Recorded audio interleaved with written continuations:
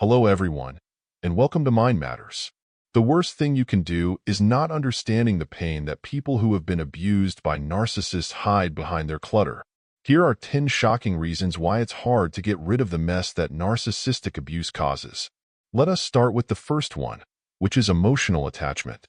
Did you ever notice how some people just can't get rid of their stuff? Those things may mean more to people who are abused by narcissists than you think. These things aren't just random things. They're mental supports. In a world full of pain and chaos, these things become reminders of better times, little islands of happiness in a rough sea of pain. And letting go of that lifeline is like trying to swim without knowing which way is up after being through a lot with a narcissist. 2. Sense of control. Have you ever felt like your life was getting out of hand? Imagine feeling that way all the time, especially after being abused by a narcissist. You feel like you didn't want to be on this roller ride. Getting a hold of the driving wheel again is made easier by clutter. Something like, I may not be able to control much, but this mess is mine. It's a quiet protest against all the chaos they've been through. When everything else seems to be falling apart, having some mess around can feel like a small win. These words mean, I'm still here and I still have a say in my life. But they know it's only a trick, like putting a Band-Aid on a much bigger wound. In order to feel like they have control over their lives again, even if it's just in their crowded rooms, they hold on to their things. 3. Fear of letting go. Have you ever thought about how some people just can't get rid of their stuff? Trying to get out of a knot that keeps getting tighter is like trying to get out of a selfish abuse victim. What the stuff stands for is just as important as the stuff itself. Imagine hanging on to things that remind you of your worst times because you're afraid that letting go will erase your past, or that throwing them away will make you look careless or not grateful. As if you were stuck in mud and couldn't move because you were afraid of going deeper. So they hold on, even though each thing brings back memories and makes them feel bad. They can't get out of this cycle because it keeps them stuck in a mess of pain and anxiety. 4. Experienced manipulative conditioning. Have you ever heard of someone who just can't let go of something? People who have been abused by narcissists say it feels like being caught in a web of trickery. Imagine being told that you need someone else's support to stay alive. That's what abusers do. They twist your thoughts until you think you're not worth anything without them. What's crazy about that? That training stays with the person even after the abuser is gone. Perhaps they are still telling you that you are not good enough in your ear. So getting rid of stuff isn't just about getting rid of clutter. It's also about facing your deepest fears of being useless or getting in trouble. There are times when you can't see the chains that are holding you down, but you can feel them every time you make a choice. It takes more than just cleaning out your closet to get out of that mental prison. You have to recover your worth and change the story they tried to force on you. 5. Identity that is broken up. What do I mean? Let's talk about it some more. Have you ever noticed that some people's mess seems to show more than just a messy room? For people who have been abused by a narcissist, their mess seems to tell a story of broken identities and lost selves. You might feel like you don't even know who you are anymore, like someone's violence has eaten away at your very core. That's what happens when someone tells you over and over again that you're not good enough, or that you don't count. What do you know? That feeling won't go away even after the attacker is gone. So when you look at their mess, it's not just odd things. It's a sign of how crazy their minds are. It looks like they're trying to put themselves back together one lost thing at a time. There's always a piece of themselves they can't seem to find, though, no matter how hard they try. Until they can get back their sense of self-worth and identity, their mess will keep showing how upset they are inside.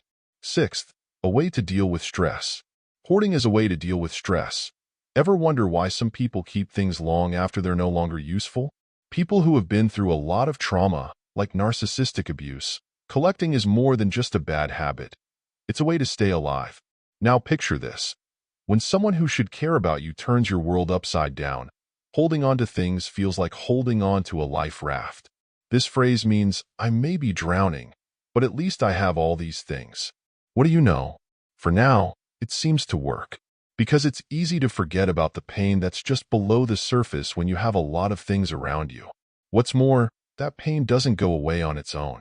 The thing waits in the dark until you're ready to face it. Your junk will keep piling up until you can face those painful feelings and memories head on. This will keep you from seeing the truth that you're too afraid to face. Seventh, the value people see in clutter. Have you ever noticed how some people give seemingly everyday things a lot of meaning? Every little thing can feel like a lifesaver to someone who is abused by a narcissist. In a world that makes you feel like you're not worth anything, those things become like little jewels that show you do matter. What's also interesting, what the stuff stands for is more important than its real value. You'd say, even though I've been treated like I'm nothing, these things prove I'm somebody. The worst part is that their stuff can never make up for the mental pain caused by being ignored or abused, no matter how much they cling to it. Putting sand in your mouth to quench your thirst might seem like a good idea at first, but it only makes you feel worse. Their clutter will keep piling up until they can find other ways to prove their worth. It will be a physical memory of the pain they're trying so hard to forget. Eighth, shame and guilt. Do you ever notice how things seem to pile up faster than you can blink? When someone has been abused by a narcissist, they feel shame and guilt all the time. Imagine that every lost thing makes them think of how bad they are at what they're doing, which makes them blame themselves even more and feel even worse about themselves. They keep trying to keep up with the mess, but it's like they're up against a wave that gets stronger all the time. And you know what breaks my heart the most? What the mess stands for is just as important as the clutter itself. They see it as a physical sign of their supposed flaws and always feel like they're not good enough. Instead of getting comfort from a clean place, they drown in a sea of negative thoughts about themselves and how worthless they are. Their mess will keep making them feel bad until they can break out of that loop. It's like a heavy burden they can't get rid of. 9. Validation from outside sources. For people who have been constantly put down and ignored by narcissistic abusers, material things can become a source of external validation. Holding on to junk might be a subconscious way of trying to get other people to like and approve of you. And finally, number 10, not wanting to change. Have you ever tried to change something and felt like you couldn't? For people who have been abused by a narcissist, dealing with clutter is like facing their worst fears head-on. If you had to sort through piles of stuff, each item would bring up sad memories and feelings. Making your way through a minefield without knowing where the bombs are hidden is like that. What's really hard? What the mess stands for is just as important as the clutter itself. It's a steady reminder of the abuse they went through and a physical sign of their pain and suffering. To make a change, they need to do more than just clean up. They need to face their problems and take back control of their lives. But let's face it, change is scary. It means going into the unknown, giving up habits you know, and accepting a future you can't predict. For survivors, that thought can be truly scary, making them fight back and be wary at every turn. Their clutter will keep stopping them until they find the courage to take that first step.